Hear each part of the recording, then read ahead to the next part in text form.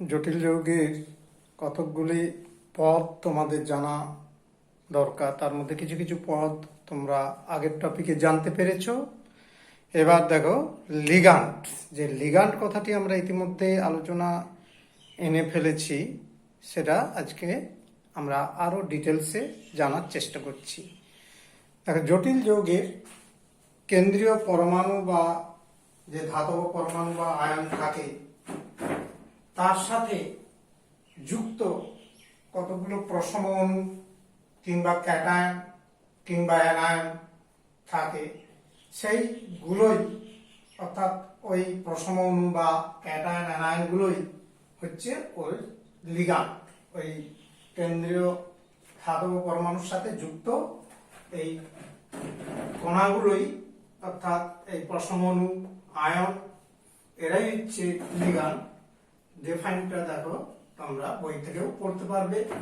জটিল যৌগে কেন্দ্রীয় ধাতব পরমাণু বা আয়নকে পরিবেষ্টিত করে যেসব প্রশম অণু বা আয়নগুলি সংযুক্ত অবস্থায় থাকে তাদের লিগ্যান্ড বলা হয়। যেমন ধরো এখানে যৌগ দিয়েছি,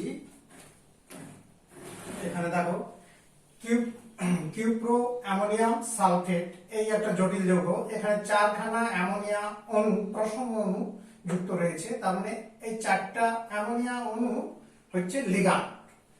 ঠিক পরের যৌগ পটাশিয়াম ফেরোসায়ানাইড যৌগে দেখো K4FeCN6, এখানে সায়ানাইড অ্যানায়ন 6খানা লিগ্যান্ড রূপে বর্তমান।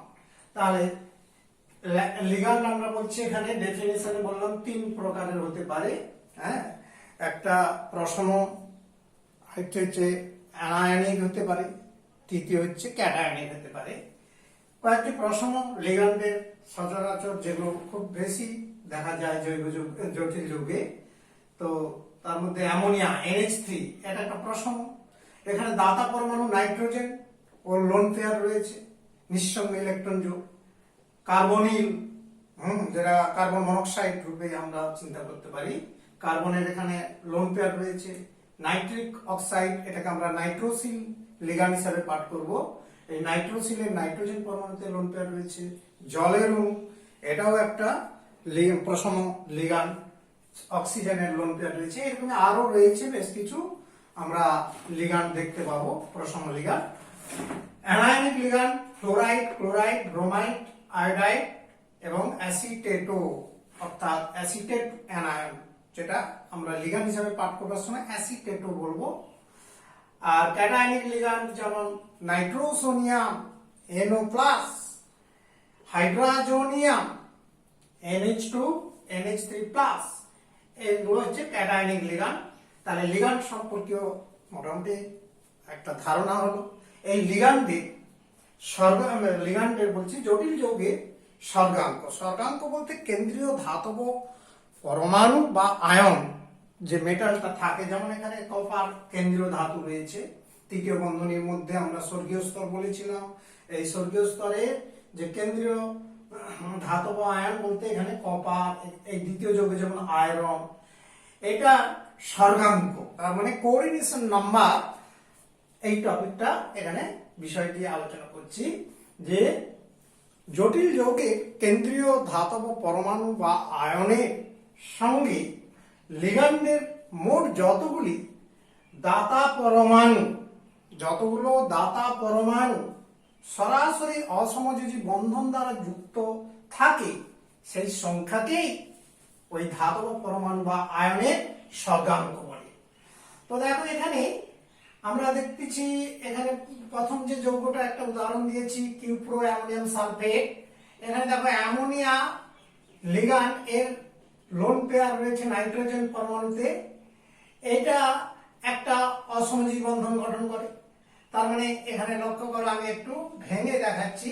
এখানে 4খানা অ্যামোনিয়া লোন পেয়ার দিয়ে অসমযোজী বন্ধনে যুক্ত হচ্ছে। দাতা পরমাণু এখানে প্রত্যেকটা নাইট্রোজেন, অর্থাৎ এখানে নাইট্রোজেন লোন পেয়ার দান করে আমার অসমযোজী সিগমা বন্ধন দ্বারা যুক্ত হয়ে আছে। তার মানে একটা, দুটো, তিনটে, চারটা অসমযোজী বন্ধন, অর্থাৎ স্বর্গাঙ্ক 4। মানে অসমযোজী বন্ধন সংখ্যা। কেন্দ্রীয় ধাতব পরমাণু বা আয়নের সঙ্গে লিগ্যান্ডগুলি যে অসমযোজী বন্ধন যুক্ত হয়, সেই অসমযোজী বন্ধনের সংখ্যা বা দাতা পরমাণুর সংখ্যা, এই সংখ্যাটাই হচ্ছে ওর স্বর্গাঙ্ক। হ্যাঁ, ওই কপার, যেমন কেন্দ্রীয় ধাতব আয়ন কপার রয়েছে, হ্যাঁ, এই যৌগে তার হচ্ছে স্বর্গাঙ্ক 4। এখানে কিউপ্রিক অ্যামোনিয়াম সালফেটে যেমন কপারের স্বর্গাঙ্ক কত হচ্ছে, কিউপ্রিক আয়নের স্বর্গাঙ্ক হচ্ছে 4। ঠিক পটাশিয়াম ফেরোসায়ানাইড যৌগে এখানে দেখো আয়রনের সঙ্গে 6খানা সায়ানাইড যুক্ত হয়েছে। কিভাবে দেখো, সায়ানাইডের কার্বনের লোন পেয়ার থাকে, সেইখানে কার্বনের সাথে যুক্ত হচ্ছে এইভাবে সায়ানাইড, 6খানা সায়ানাইড অসমযোজী বন্ধন দ্বারা যুক্ত হচ্ছে, অর্থাৎ জটিল আয়নে যে স্তরটা রয়েছে স্বর্গীয় স্তর, এইটা স্বর্গীয় স্তর, আর এটা তো বাইরেরটা তো অ্যানায়নিক স্তর আমরা বলেছিলাম, হ্যাঁ, আয়নিক ভবন অঞ্চল, সে কথা আমরা অলরেডি জেনে গেছি। তার মানে এই যে জটিল আয়নটা রয়েছে FeCN6, এটা গঠনে দেখা যাচ্ছে যে 1টা 2টো 3টে 4টা 5টা 6টা দাতা পরমাণু, তার মানে 6টা অসমযোজী বন্ধন, তার মানে এর স্বর্গাঙ্ক হচ্ছে এই জন্য 6। তাহলে আমরা স্বর্গাঙ্ক টপিকটা জানলাম, আর হচ্ছে লিগ্যান্ডটা জানলাম। এরপরে আমরা আসছি লিগ্যান্ডের ডেন্টিসিটি, অর্থাৎ তার যোজ্যতার মানটা কত, সেই বিষয়টি আমরা আলোচনা করব নেক্সট পয়েন্টে। দেখো, লিগ্যান্ডের যে শ্রেণীবিন্যাসটা বলেছিলাম, লিগ্যান্ডের ডেন্টিসিটির ভিত্তিতে লিগ্যান্ডের যতগুলো দাতা পরমাণু থাকে, ডেন্টিসিটিটা কি, অ্যাকচুয়ালি যোজ্যতার মান তথা অসমযোজী বন্ধন সংখ্যা, সেটাই ডেন্টিসিটি অনুযায়ী এক্ষেত্রে আমরা তার যোজ্যতা, এক একটা লিগ্যান্ডের যোজ্যতা চিন্তা করা হয়। তার মানে এক একটা মানে লিগ্যান্ড যতগুলো অসমযোজী বন্ধন তৈরি করতে পারে, তার মানে অসমযোজী বন্ধন তৈরি করে কোনটা না, দাতা পরমাণু। সেই দাতা পরমাণু যতগুলো আছে সেই সংখ্যাটাই হচ্ছে ওই লিগ্যান্ডের ডেন্টিসিটি বা যোজ্যতা। আমি ডেফাইনটাও বোর্ডে লিখেছি, দেখো, লিগ্যান্ডের ডেন্টিসিটির ভিত্তিতে ওর শ্রেণীবিন্যাসটা করা হচ্ছে, যে এটাই গুরুত্বপূর্ণ শ্রেণীবিভাগ, যে লিগ্যান্ডে যতগুলো দাতা পরমাণু কেন্দ্রীয় ধাতব পরমাণু বা আয়নের সঙ্গে অসমযোজী বন্ধন গঠনে সক্ষম, তার মানে দাতা পরমাণুর সংখ্যাটাই হচ্ছে ওর ডেন্টিসিটি, লিগ্যান্ডের ডেন্টিসিটি।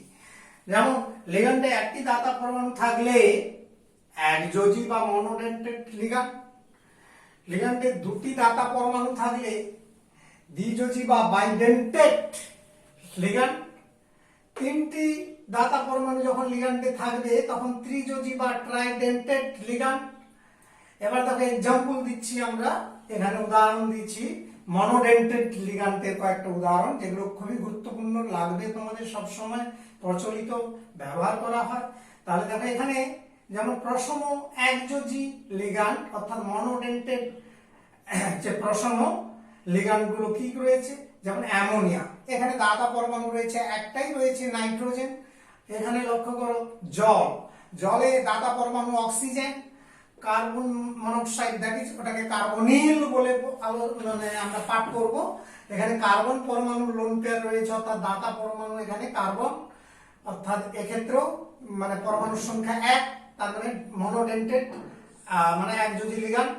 এটা নাইট্রোসিল, নাইট্রিক অক্সাইডটাকে বলা হয় নাইট্রোসিল, নাইট্রোজেন দাতা পরমাণু। এটা পিরিডিন C5H5N, নাইট্রোজেনটা দাতা পরমাণু। ফসফিন, ফসফরাসটা দাতা পরমাণু, একটাই দাতা পরমাণু রয়েছে। তার মানে এই কয়েকটা ইত্যাদি বলে বললাম যে প্রসম এই কয়েকটা লিগ্যান্ড, এগুলো খুবই গুরুত্বপূর্ণ, প্রায় তোমাদের লাগে। এগুলো হচ্ছে আমাদের এই যৌগগুলো, অনেক অনেক বেশি যৌগ পাওয়া যায়, জটিল যৌগ এই লিগ্যান্ডগুলো দ্বারা গঠিত। তারপর দেখো, তারপরে অ্যানায়নিক লিগ্যান্ড, এখানে ফ্লোরাইড একটাই পরমাণু আছে, তো দাতা পরমাণুর সংখ্যা 1, অর্থাৎ একযোজী লিগ্যান্ড। ক্লোরাইড, ব্রোমাইড, আয়োডাইড, এগুলোকে পাঠ করাবে IUPAC নিয়ম অনুযায়ী। ফ্লোরাইডো, ক্লোরাইডো, হ্যাঁ, ব্রোমাইডো, আয়োডাইডো বা আয়োডিডো, হাইড্রোক্সাইড, এটাকে হাইড্রক্সিডো, হ্যাঁ, সায়ানো, সায়ানিডো, অ্যামাইডো বা অ্যামাইড, এগুলোতে সব দাতা পরমাণু একটা করে রয়েছে। হচ্ছে সালফেটও, এখানে দেখলে বুঝতে পারবে এটা একটা দ্বিযোজী অ্যানায়ন, কিন্তু সালফেট আমরা জানি, কিন্তু এখানে আমরা লিগ্যান্ড হিসাবে ওটা হ্যাঁ একযোজীয় ভাবতে পারি, আবার ওটা ফ্লেক্সিবল লিগ্যান্ড বলে আমরা পরের টপিকে আলোচনায় আসবো আলোচনায়। হ্যাঁ, যেটা দু রকমের যোজ্যতা দেখায়, এক যোজ্যতাও দেখায় আবার দ্বিযোজ্যতাও দেখায় লিগ্যান্ড রূপে যখন আচরণ করে। তো কার্বনেটও এটাও ঠিক একই, এক যোজ্যতা দেখায়। এখানে দেখো নাইট্রেটও, হ্যাঁ নাইট্রেটও এটাও হচ্ছে একটা তোমার একযোজী লিগ্যান্ড, দাতা পরমাণু এখানে রয়েছে অক্সিজেন। এখানে দেখো অ্যাসিটেটও, অ্যাসিটেটও মানে অ্যাসিটেট অ্যানায়ন, দ্যাট ইজ অ্যাসিটেটও, এখানেও অক্সিজেনটা হচ্ছে দাতা পরমাণু, অর্থাৎ একটা দাতা পরমাণু রয়েছে। তার মানে এগুলো হচ্ছে একযোজী অ্যানায়নিক লিগ্যান্ড, এই কয়েকটি উদাহরণ দিলাম ইত্যাদি। হ্যাঁ, নেক্সট দেখো ক্যাটায়নিক একযোজী লিগ্যান্ড। এখানে দেখো নাইট্রোসোনিয়াম, এখানে অক্সিজেনটা দাতা পরমাণু হিসেবে কাজ করছে, একটাই দাতা পরমাণু মানে একযোজী ক্যাটায়নিক লিগ্যান্ড। এখানে নাইট্রোনিয়াম অর্থাৎ NO2+। তারপরে দেখো হাইড্রোজোনিয়াম, এখানেও দাতা পরমাণু একটাই রয়েছে, এই নাইট্রোজেনটা। তো এগুলো হচ্ছে একযোজী বা মনোডেন্টেড লিগ্যান্ড রূপে আচরণ করে। কাজেই লিগ্যান্ডের এরপর বাইডেন্টেড লিগ্যান্ডের কথায় আসছি আমরা। হ্যাঁ, নেক্সট হচ্ছে মনোডেন্টেড লিগ্যান্ডের পর বাইডেন্টেড লিগ্যান্ডের উদাহরণটা দেখো ইথিলিন ডায়ামিন, এখানে যেটাকে আমরা সংক্ষেপে প্রকাশ করি বা লিখে থাকি EN, স্মল এন দ্বারা, অর্থাৎ EN, এটা বলা হয় ইথিলিন ডায়ামিন। CH2 আর দুটো NH2 মূলক দুটো কার্বনে যুক্ত আছে, তার মানে এখানে দেখো প্রসম দ্বিযোজী লিগ্যান্ড, এটা একটা বাইডেন্টেড লিগ্যান্ড। নাইট্রোজেন, এই নাইট্রোজেনটা দাতা পরমাণু আর এই নাইট্রোজেনটা দাতা পরমাণু, লোন পেয়ার রয়েছে, কাজেই এটা হচ্ছে দ্বিযোজী বা বাইডেন্টেড একটা প্রসম লিগ্যান্ড, সম্পূর্ণরূপে প্রসম অবস্থায় আছে। হ্যাঁ, ইথিলিন ডায়ামিন। আর দেখো একটা অ্যানায়নিক লিগ্যান্ড কেমন না, গ্লাইসিনেটো, অর্থাৎ গ্লাইসিনেটো যেটাকে সংক্ষেপে প্রকাশ করা হয় GLY-। দেখো তার দ্যাট ইজ এখানে সংকেতটা হচ্ছে দেখো COO অক্সিজেন মাইনাস, এটা দাতা পরমাণু, এটা একটা অ্যানায়নিক দাতা পরমাণু রয়েছে। আর CH2NH2, এখানে দেখো প্রসম দাতা পরমাণু রয়েছে, যেটা হচ্ছে বলা হচ্ছে গ্লাইসিনেটো বা GLY-। অর্থাৎ এটা একটা অ্যানায়নিক লিগ্যান্ড যার মধ্যে একটা অ্যানায়নিক দাতা পরমাণু আর একটা রয়েছে প্রসম দাতা পরমাণু, এখানে নাইট্রোজেন আর এখানে অক্সিজেন। এই হচ্ছে একটা দ্বিযোজী লিগ্যান্ডের কথা, এগুলো মনে রাখতে হবে অবশ্যই। নেক্সট দেখো আরেকটা উদাহরণ দিয়েছি দ্বিযোজী লিগ্যান্ডের, হচ্ছে অক্সালেটো, অর্থাৎ অক্সালিক অ্যাসিড থেকে হয় COOH, যার হাইড্রোজেন প্রোটন দুটো বেরিয়ে গেছে, অর্থাৎ এখানে হয়েছে দেখো অক্সালেটোটা কি না COO-, এটা একটা দাতা পরমাণু, এটা একটা দাতা পরমাণু, অর্থাৎ দুটো দাতা পরমাণুই অ্যানায়নিক অবস্থায় রয়েছে, তার মানে এটা একটা দ্বিযোজী অ্যানায়নিক লিগ্যান্ড হচ্ছে অক্সালেটো। ট্রাইডেন্টেড বা ত্রিযোজী লিগ্যান্ড একটা উদাহরণ দিয়েছি দেখো ডাইইথিলিন ট্রাইঅ্যামিন, অর্থাৎ তিনটা অ্যামিন মূলক রয়েছে, এই জন্য ট্রাইঅ্যামিন বলা হচ্ছে, যাকে সংক্ষেপে লেখা হয় যৌগ গঠনের স্ট্রাকচারে আমরা সাধারণত এই সাংকেতিক প্রকাশটা করে থাকি কি না ডাইএন। হ্যাঁ, আর ওর পুরো নামটা হবে ডাইইথিলিন ট্রাইঅ্যামিন, দ্যাট ইজ তার সংকেত লক্ষ্য করো NH2, এই একটা ইথিলিন মূলক রয়েছে CH2 আবার NH, CH2 NH2, তিনটেই দাতা পরমাণু নাইট্রোজেন লোন পেয়ার রয়েছে, তিনটের ক্ষেত্রেই দেখো প্রসম অবস্থায় রয়েছে, অর্থাৎ এটা একটা ত্রিযোজী প্রসম লিগ্যান্ডের হচ্ছে খুব গুরুত্বপূর্ণ উদাহরণ হিসাবে মনে রাখবে ইত্যাদি। এইরকমই চতুর্যোজী টেট্রাডেন্টেড পাওয়া যাবে। হ্যাঁ, EDT4 বলা হয়। হ্যাঁ, তারপরে দেখবে হচ্ছে পঞ্চযোজী লিগ্যান্ড আছে, ষড়যোজী লিগ্যান্ড আছে ইত্যাদি, এইরকমই আমরা অনেক দেখতে পাবো। আমাদের অবশ্যই এখানে লাগবে সাধারণত এই HS সেকশনে লাগবে একযোজী দ্বিযোজী লিগ্যান্ড, ত্রিযোজী লিগ্যান্ড খুব রেয়ার থাকে, তার মানে একযোজী এবং দ্বিযোজী লিগ্যান্ডগুলো ভালো করে তৈরি করবে। দেখো অ্যাম্বিডেন্ট লিগ্যান্ড, এটা কি ধরনের লিগ্যান্ড না, এইসব লিগ্যান্ডে একটার বেশি অর্থাৎ অনেকগুলো দাতা পরমাণু থাকে, কিন্তু সব দাতা পরমাণুগুলো একসঙ্গে জটিল যৌগ গঠনে অংশ না নিয়ে এক একটা জটিল যৌগে এক একটি দাতা পরমাণু যুক্ত হয়ে বিভিন্ন ধরনের জটিল যৌগ তৈরি করতে পারে। এই ধরনের লিগ্যান্ডগুলোকে বলা হয় অ্যাম্বিডেন্ট লিগ্যান্ড। সেসব লিগ্যান্ডে একের অধিক প্রকার অর্থাৎ বিভিন্ন প্রকারের দাতা পরমাণু থাকা সত্ত্বেও এক একটি জটিল যৌগ গঠনের ক্ষেত্রে কেবলমাত্র এক প্রকারের দাতা পরমাণু অংশগ্রহণ করে থাকে, তখন সেই ধরনের লিগ্যান্ডগুলোকে বলা হয় অ্যাম্বিডেন্ট লিগ্যান্ড। যেমন সায়ানাইডে Cn মাইনাস, এই লিগ্যান্ডটা দেখবে দুটো দাতা পরমাণু রয়েছে, কার্বনেরও লোন পেয়ার রয়েছে, আবার নাইট্রোজেনেরও লোন পেয়ার রয়েছে। হ্যাঁ, এখানে অবশ্যই কার্বনটা মাইনাস চার্জগ্রস্ত আছে। হ্যাঁ, তো এই জায়গায় যখন কার্বন অসমযোজী বন্ধন গঠন করছে তখন এক ধরনের যৌগ হতে পারে, সায়ানাইড যৌগ হতে পারে। আবার তখন এটা কার্বনটা লোন পেয়ার অংশগ্রহণ না করে নাইট্রোজেনটি লোন পেয়ার দিয়ে কি করলো, অসমযোজী বন্ধন গঠন করছে, তখন এটা দাতা পরমাণু, অর্থাৎ এটা হচ্ছে দাতা পরমাণু। হ্যাঁ, দাতা পরমাণু, আর এখানে হচ্ছে কার্বন একটা দাতা পরমাণু। তার মানে দেখো এক একটা জটিল যৌগে একই লিগ্যান্ড কিন্তু দাতা পরমাণু ভিন্ন ভাবে যুক্ত হচ্ছে, কখনো কার্বন হচ্ছে, কখনো নাইট্রোজেন হচ্ছে। তার মানে এইরূপ লিগ্যান্ডগুলোকেই আমরা বলছি ফ্লেক্সিডেন্টেড লিগ্যান্ড, অ্যাম্বিডেন্ট লিগ্যান্ড। ঠিক নাইট্রো, এই যে NO2 মাইনাস, নাইট্রো আর এটাকে উচ্চারণ করা হয় নাইট্রেটো। তো এখানেও দেখবে কখনো নাইট্রোজেনটা, অর্থাৎ নাইট্রোজেনেও দাতা পরমাণু হিসাবে লোন পেয়ার রয়েছে, আবার এই অক্সিজেনেও দাতা পরমাণু হিসাবে লোন পেয়ার তো রয়েছে, আর এই অক্সিজেনেও লোন পেয়ার রয়েছে। হ্যাঁ, তো এখানে যখন নাইট্রোজেনটা অংশগ্রহণ করে তখন এইরকমই তখন দাতা পরমাণু হিসাবে নাইট্রোজেনটা ক্রিয়া করলো, অর্থাৎ এটা দাতা পরমাণু। অথবা আবার কোনো কোনো যৌগের ক্ষেত্রে নাইট্রোজেনটা দাতা পরমাণু না রূপে ক্রিয়া করে, অর্থাৎ যুক্ত না হয়ে নাইট্রোজেনটা বন্ধনে অংশগ্রহণ না করে এই অক্সিজেন অ্যানায়ন এটাই দাতা পরমাণু হিসাবে, ওই যে অসমযোজী বন্ধনটা মানে তীর চিহ্ন দিয়ে অসমযোজী বন্ধন দেখাচ্ছে, কেমন, তখন এটা হচ্ছে দাতা পরমাণু রূপে ক্রিয়া করছে। তার মানে এগুলো হচ্ছে অ্যাম্বিডেন্ট লিগ্যান্ড বলা হচ্ছে, কেমন। তার মানে দু ধরনের সম্ভাবনা থাকে বা একাধিক সম্ভাবনা থাকে এই লিগ্যান্ডগুলো। হ্যাঁ, দাতা পরমাণু একাধিক টাইপের দাতা পরমাণু থাকে, বিভিন্ন টাইপের, সেই দাতা পরমাণুগুলো এক এক রকমের যৌগ গঠনে অংশ নিতে পারে। এটা হচ্ছে অ্যাম্বিডেন্ট লিগ্যান্ড।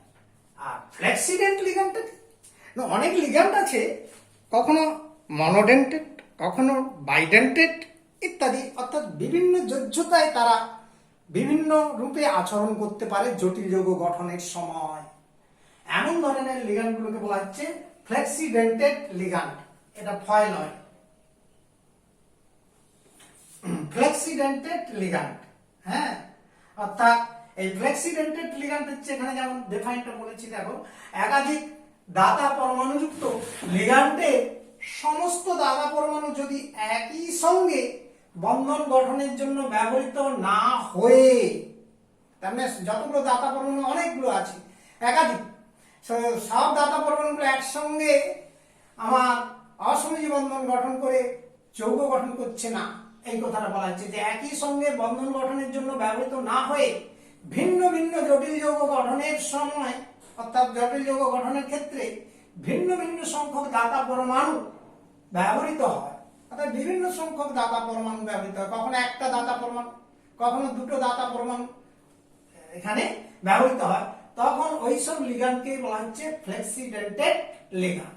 এখানে লক্ষ্য করো, আইডিয়াটা রাখতে হবে ধারণাটা, এখানে আমার সালফেট, এখানে সালফেটে লক্ষ্য করলে দেখবে এখানে দাতা পরমাণু, এটাও মাইনাস, এখানে দুটো দাতা পরমাণু রয়েছে, এই একটা এই একটা। কখনো এটা হ্যাঁ একটাই লোন পেয়ার দিয়ে, অর্থাৎ একটাই দাতা পরমাণু, তার মানে তখন একযোজী, একটি দাতা পরমাণু রূপে ক্রিয়া করতে পারে, তখন সালফেট অর্থাৎ সালফেটও লিগ্যান্ডটা একযোজী লিগ্যান্ড রূপে ক্রিয়া করছে।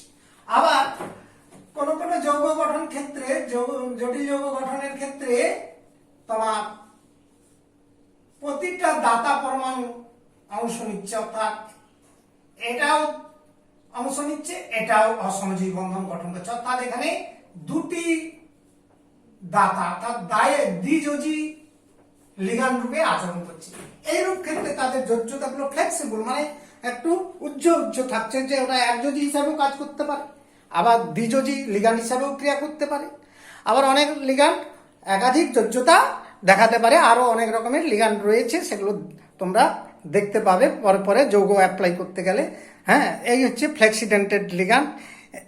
এরপর চিলেটিং লিগ্যান্ড আরেক ধরনের রয়েছে, যারা অ্যাকচুয়ালি যোজ্যতা একের বেশি, অর্থাৎ দ্বিযোজী, ত্রিযোজী, চতুর্যোজী, এই লিগ্যান্ডগুলো যদি কেন্দ্রীয় ধাতব একটা পরমাণু বা আয়নের সাথে যুক্ত হয়ে থাকে, তাহলে কিন্তু সেক্ষেত্রে একটা বলয়াকার পরমাণুর যুক্ত একটা বলয়ের সৃষ্টি হয়। এই ধরনের লিগ্যান্ডগুলোকে বলা হচ্ছে চিলেটিং লিগ্যান্ড। এ ধরনের উদাহরণ যেমন ইথিলিন ডাইঅ্যামিন, হ্যাঁ, এই ধরনের উদাহরণ দিচ্ছি আমি, এটা মুছে তারপর দিচ্ছি। চিলেটিং লিগ্যান্ড যে কোনো একটি বহুযোজী লিগ্যান্ড, অর্থাৎ যেখানে দাতা পরমাণু, যেসব লিগ্যান্ডে দাতা পরমাণুর সংখ্যা একাধিক রয়েছে, এমন লিগ্যান্ড যদি জটিল যৌগের কেন্দ্রীয় ধাতব পরমাণু বা আয়নের সাথে যুক্ত হয়ে, তার মানে তাদের একাধিক পরমাণু যখন যুক্ত হয়ে একটা পরমাণু বলয়াকার স্বর্গীয় স্তর তথা জটিল আয়ন তৈরি করে, তখন সেই ধরনের লিগ্যান্ডগুলোকে আমরা চিলেটিং লিগ্যান্ড বলে থাকি। এবং যে যৌগ তৈরি হয় জটিল যৌগ, তাকে চিলেট যৌগ বলা হয়।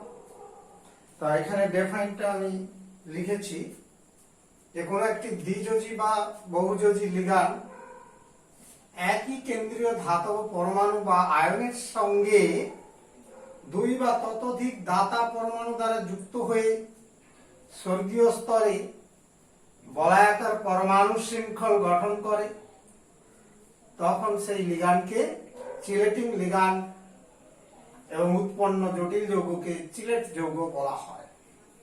তাহলে কি হলো ব্যাপারটা বুঝতে পেরেছ, যে জটিল যৌগের স্বর্গীয় স্তরে কেন্দ্রীয় ধাতব পরমাণু বা আয়ন যদি কোনো বহুযোজী লিগ্যান্ডের একাধিক পরমাণুর সাথে অসমযোজী বন্ধন দ্বারা যুক্ত থাকে, তাহলে একটি পরমাণু বলয়ের সৃষ্টি হয়।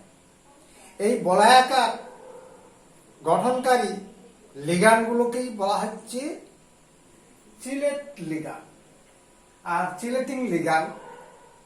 এবং এইখানে যে যৌগটা তৈরি হয়, উৎপন্ন যে জটিল যৌগ, সেটাকে চিলেট যৌগ বলা হয়।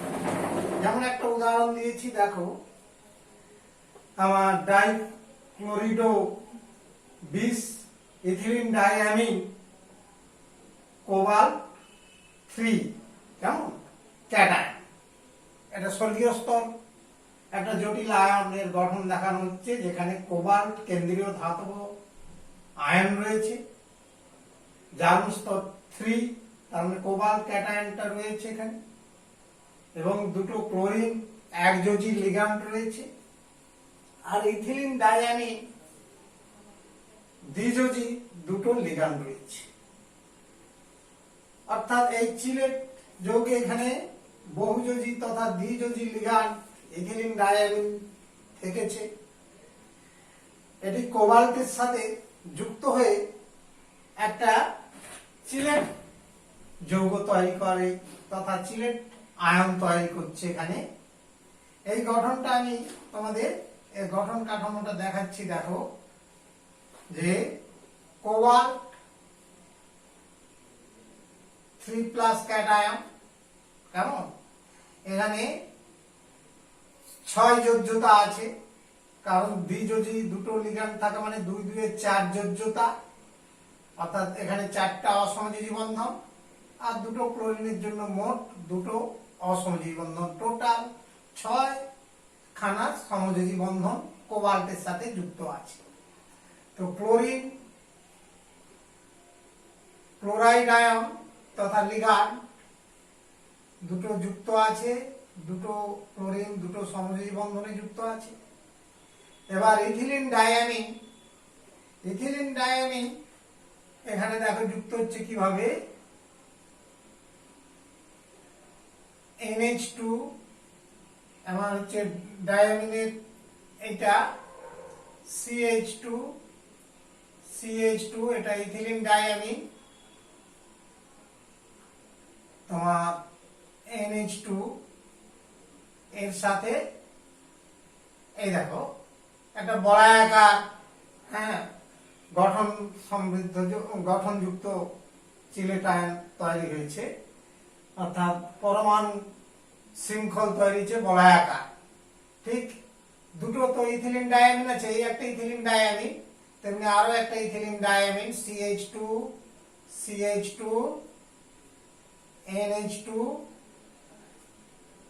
NH2 ethylene diamine. এবার এর লোন পেয়ারটা এই আমার কোবাল্টের সাথে অসমযোজী বন্ধনে যুক্ত হয়েছে, আর এই নাইট্রোজেনের লোন পেয়ারও ঠিক কোবাল্টের সাথে অসমযোজী বন্ধনে যুক্ত হয়েছে। তার মানে এখানেও দেখো বলয় হয়েছে 1 2 3 4 5 পঞ্চভুজাকার বলয়।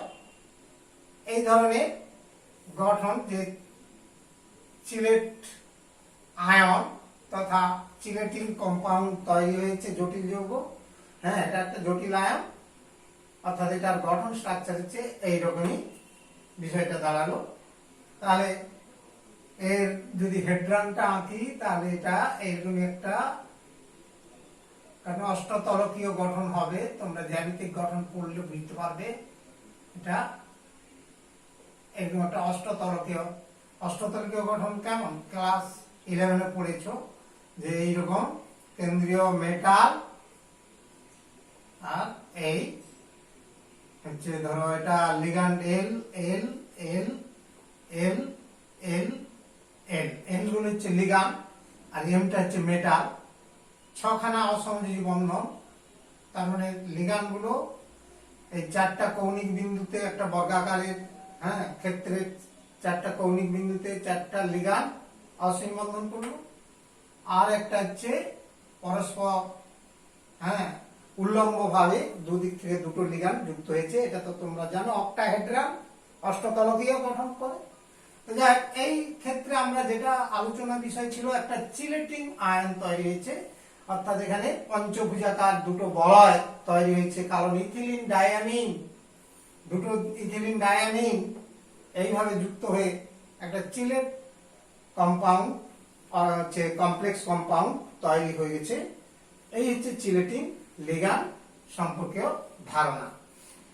নেক্সট হচ্ছে আমরা সিডুইকের তত্ত্ব, অর্থাৎ কার্যকরী পারমাণবিক সংখ্যা নিয়ম, সেটা আমরা আলোচনায় আনছি। সিডুইকের তত্ত্ব, যেটা আমরা কার্যকরী পারমাণবিক সংখ্যার নিয়ম বলে জানি।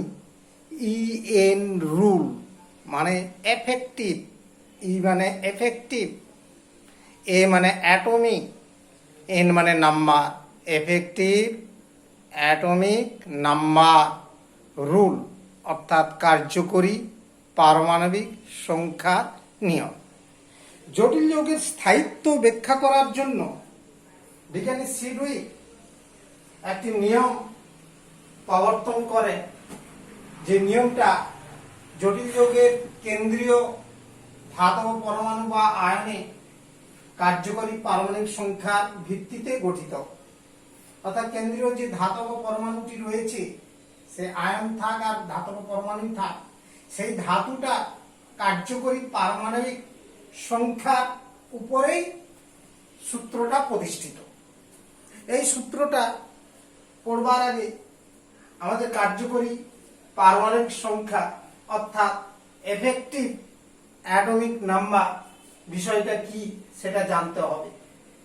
না, যে কোনো কোঅর্ডিনেশন কম্পাউন্ডে অর্থাৎ জটিল যৌগে কেন্দ্রীয় ধাতব পরমাণু বা আয়নে যে ইলেকট্রন সংখ্যা রয়েছে, অর্থাৎ কেন্দ্রীয় ধাতব পরমাণু বা আয়নের ইলেকট্রন সংখ্যা এবং ওর সাথে ওই কেন্দ্রীয় ধাতব পরমাণু বা আয়নের সাথে লিগ্যান্ডগুলি যতগুলি অসমযোজী বন্ধনে যুক্ত হয়েছে সেই অসমযোজী বন্ধনে টোটাল ইলেকট্রন, সেই ইলেকট্রনগুলোকে যোগ করতে। তার আরেকবার মনে করে দিচ্ছি কি জিনিসটা হচ্ছে না, কার্যকরী পারমাণবিক সংখ্যা হচ্ছে জটিল যৌগে কেন্দ্রীয় ধাতব পরমাণু বা আয়নের ইলেকট্রন সংখ্যা, অর্থাৎ ওই ধাতব পরমাণু বা আয়নে যতগুলো ইলেকট্রন রয়েছে সেই ইলেকট্রনের সঙ্গে ওই ধাতব পরমাণু বা আয়নের অসমযোজী বন্ধন গঠনে লিগ্যান্ডগুলি যত সংখ্যক ইলেকট্রন ব্যবহার করেছে, তার মানে অসমযোজী বন্ধনে কতগুলো ইলেকট্রন অংশগ্রহণ করেছে সেই ইলেকট্রনের সঙ্গে ওই ধাতব পরমাণু বা আয়নের ইলেকট্রন সংখ্যার যোগ করতে হবে। দুটো প্রকারের ইলেকট্রনকে যোগ করলে সেই সংখ্যাটাই হবে কেন্দ্রীয় ধাতব পরমাণু ইএন অর্থাৎ কার্যকরী পারমাণবিক সংখ্যা, যেটা আমি বোর্ডে অলরেডি লিখে রেখেছি। দেখো, জটিল যৌগে কেন্দ্রীয় ধাতব পরমাণু বা আয়নের ইলেকট্রন সংখ্যা এবং ওই ধাতব পরমাণু বা আয়নের সঙ্গে অসমযোজী বন্ধন গঠনে লিগ্যান্ডগুলি যত সংখ্যক ইলেকট্রন ব্যবহার করেছে তাদের সমষ্টিকে, তার মানে ধাতব পরমাণু বা আয়নের ইলেকট্রন সংখ্যার সঙ্গে অসমযোজী বন্ধনে যতগুলো ইলেকট্রন ব্যবহার হয়েছে সেই ইলেকট্রন সংখ্যাকে যোগ করতে হবে। দুটো প্রকারের ইলেকট্রনকে যোগ করলে ইএন এর মানটা পাওয়া যাবে, কার্যকরী পারমাণবিক সংখ্যার মানটা পাওয়া যাবে। দাঁড়িয়ে একটা সূত্রের আকারে আমরা লিখে দেখাচ্ছি। দেখো যে ইএন অর্থাৎ কার্যকরী পারমাণবিক সংখ্যা ইজিক্যাল টু ধাতুর পারমাণবিক ক্রমাঙ্ক মাইনাস ওই ধাতুর জারণ সংখ্যা এবং প্লাস 2 গুণিতক লিগ্যান্ড সংখ্যা। এই সূত্র থেকে আমরা ইএন মানটা বের করে নিতে পারি। তো ইএন মানটা নির্ণয় করার অর্থাৎ কেন্দ্রীয় ধাতব পরমাণু যে ইএন তথা কার্যকরী পারমাণবিক সংখ্যা নির্ণয় করার প্রয়োগটা আমরা পরে করছি, তার আগে সূত্রটা আগে বুঝিয়ে দিই। এই সূত্রটা কি, অর্থাৎ সিডউইকের কার্যকরী পারমাণবিক সংখ্যার যে নিয়ম তথা ইএন রুল, সেটা কি না, জটিল যৌগের কেন্দ্রীয় পরমাণু ধাতব পরমাণু কার্যকরী পারমাণবিক সংখ্যা ওটার ঠিক পরবর্তী অর্থাৎ ওর সবচেয়ে কাছের যে নিষ্ক্রিয় মৌলটা রয়েছে তার পারমাণবিক সংখ্যার সমান হবে। যেটা যেমন ধরো তোমার লোহা, আয়রনের পারমাণবিক ক্রমাঙ্ক কত? 26। এর পরবর্তী যে নিষ্ক্রিয় মৌলটা রয়েছে সেটা ক্রিপ্টন, যেটার পারমাণবিক ক্রমাঙ্ক কত? 36। তার মানে এই লোহার কার্যকরী পারমাণবিক সংখ্যার মানটা হবে 36। এটাই হচ্ছে সূত্রটা।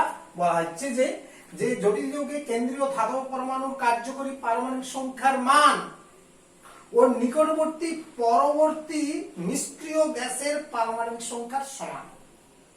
তাহলে নিশ্চিত বিষয়টা বুঝতে পারলে যে আমরা ধরো কপার তো জানো হচ্ছে পরমাণু 29 পারমাণবিক ক্রমাঙ্ক, তার মানে এর পরের নিষ্ক্রিয় মৌল কি রয়েছে? ক্রিপ্টন।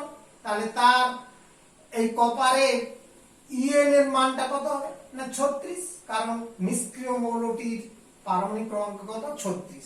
এটাই হচ্ছে নিয়ম। সূত্রটা খুবই সহজ কথা, যে কোনো কেন্দ্রীয় জটিল যৌগের কেন্দ্রীয় ধাতব পরমাণু কার্যকরী পারমাণবিক সংখ্যার মানটা হবে ওর পরবর্তী নিকটবর্তী যে নিষ্ক্রিয় মৌলটা রয়েছে সেই মৌলটার পারমাণবিক সংখ্যার মান। তাহলে আমরা ইএন রুল শিখলাম এবং ইএন এর মানটা আমরা কিভাবে বের করতে পারি দেখাচ্ছি। দেখো, একটা প্রয়োগ করে অ্যাপ্লাই করে দেখাচ্ছি এক্সাম্পল দিয়ে। উদাহরণস্বরূপ এক্সাম্পল, তোমাকে যে ধরনের প্রশ্ন দেওয়া হতে পারে সেখান থেকে তোমাকে ইএন মানটা বের করতে হতে পারে। ধরো আয়রন পেন্টাকার্বনিল,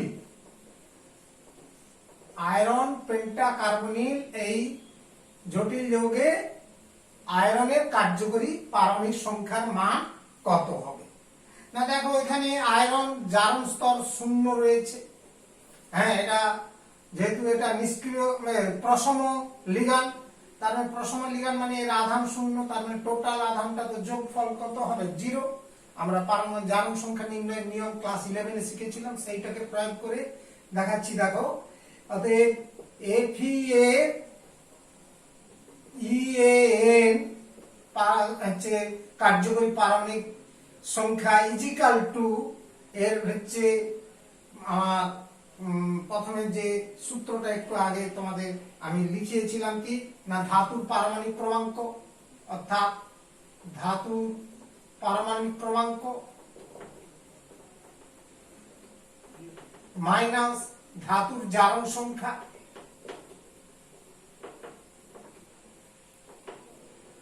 প্লাস 2 গুণিতক লিগ্যান্ড সংখ্যা। এই সূত্র প্রয়োগ করে আমরা বের করতে পারি। দেখো তাহলে আয়রনের পারমাণবিক ক্রমাঙ্ক কত? 26 মাইনাস এর ধাতুর জারণ সংখ্যা কত? 0 প্লাস 2 গুণিতক লিগ্যান্ড সংখ্যা কত? 5। তাহলে এটা ক্যালকুলেশন করে দেখো 36 হচ্ছে, অর্থাৎ এর হচ্ছে ইএন এর মান কত হলো? 36, এবং 36টা হচ্ছে ক্রিপ্টনের মানের সমান। ইহা ক্রিপ্টনের পারমাণবিক ক্রমাঙ্কের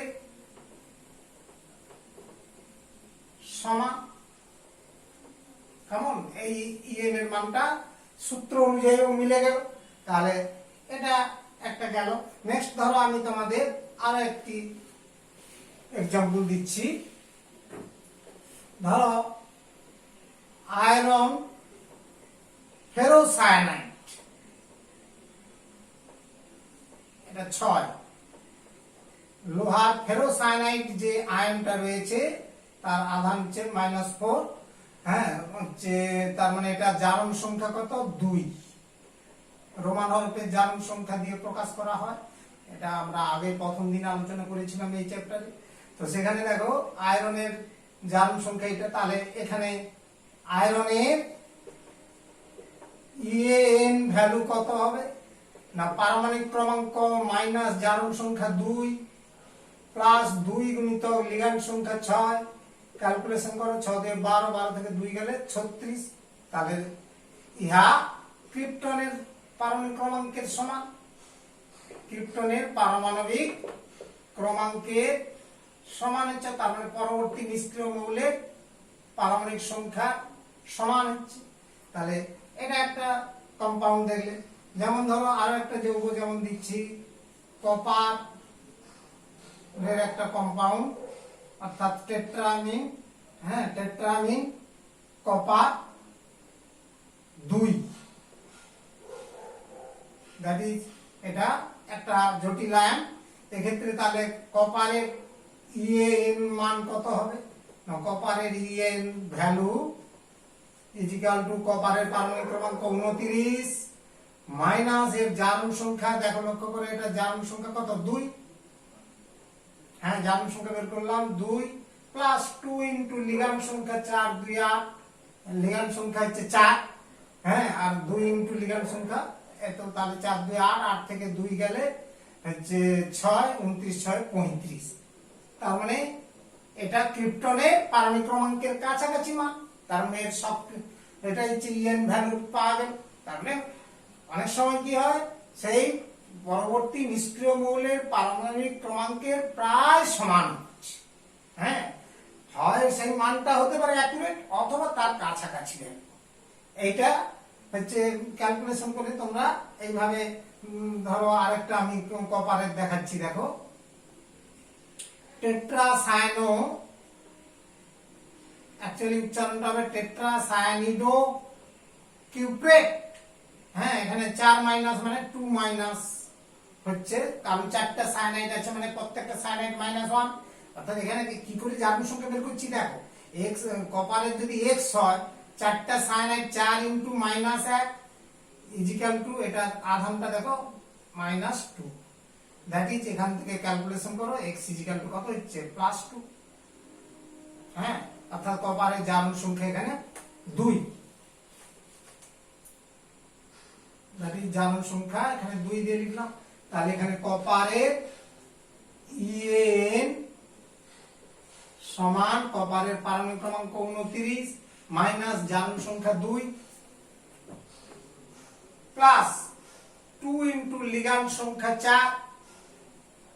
তাহলে 4 দিয়ে 8 থেকে 2 গেলে দ্যাট ইজ কত হচ্ছে আমার হচ্ছে লিগ্যান্ড সংখ্যা বের হচ্ছে এখানে হচ্ছে 4 দিয়ে 8 থেকে 2 গেলে 6, 29 6 35। তাহলে আমরা এখানে লক্ষ্য করলাম যে টেট্রাসায়ানিডও এর ক্ষেত্রে এটা হচ্ছে। এবার ধরো কপারের যদি কিউ প্লাস হয়, অর্থাৎ এক জারণ সংখ্যা হয়, তাহলে এক জারণ সংখ্যা হলে এটা হয়ে যাচ্ছে 3 মাইনাস।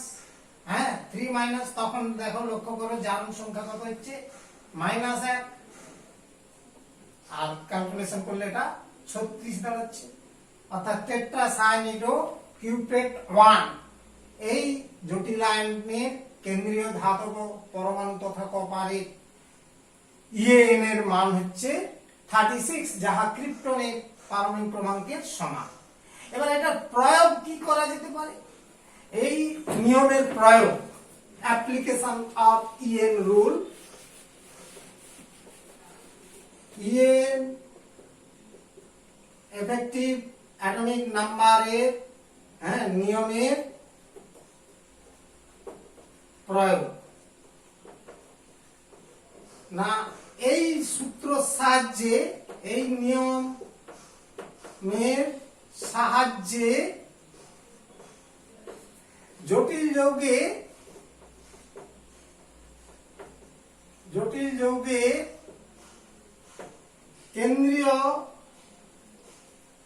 ধাতব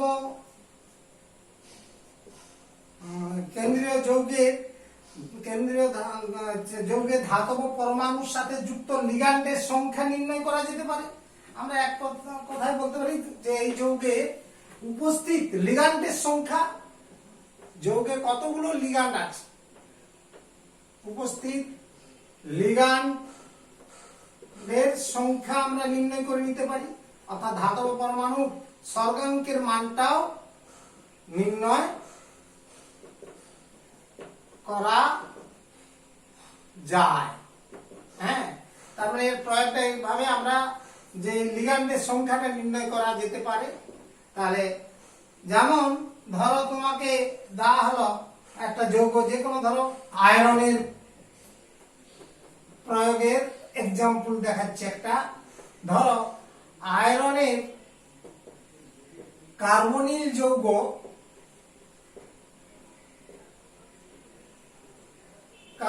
যৌগের লিগ্যান্ড সংখ্যা কত হতে পারে? হ্যাঁ, যে আয়রনের কার্বনিল যৌগের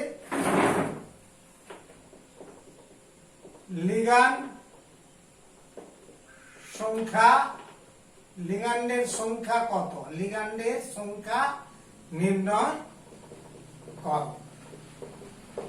কারণ তোমরা উত্তরটা খুব অনায়াসে করতে পারো।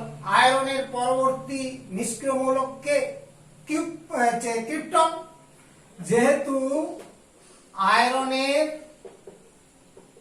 নিকটবর্তী পরবর্তী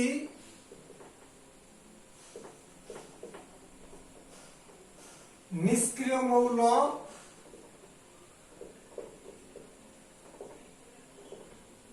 ক্রিপ্টন, যার পারমাণবিক ক্রমাঙ্ক 36। অতএব আয়রনের সূত্র অনুযায়ী আয়রনের ইএন ভ্যালু কত হবে? সমান 36। কেমন? তাহলে 36 এখান থেকে আমরা জানলাম।